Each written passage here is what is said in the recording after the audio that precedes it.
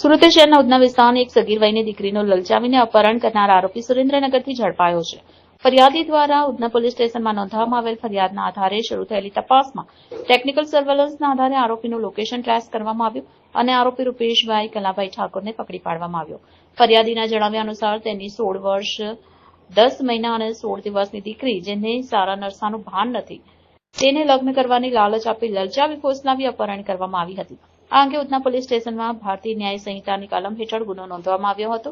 સમગ્ર મામલે પોલીસ કમિશનરે સૂચના આપી હતી, જેથી પોલીસ ઇન્સ્પેક્ટર S.N. દેસાઈ તથા પીઆઈ વી.બી. ગોહિલના માર્ગદર્શન હેઠળ સર્વેલન્સ પીએસઆઈ M.K. ઈશરાણીની આગેવાનીમાં અને હેડ કોન્સ્ટેબલ સન્મુખભાઈ રણછોડભાઈ તથા પોલીસ કોન્સ્ટેબલ બીનુકુમાર મુન્નુભાઈની ટીમે આરોપી સુધી પહોંચી સફળતાપૂર્વક ઝડપી પાડ્યો.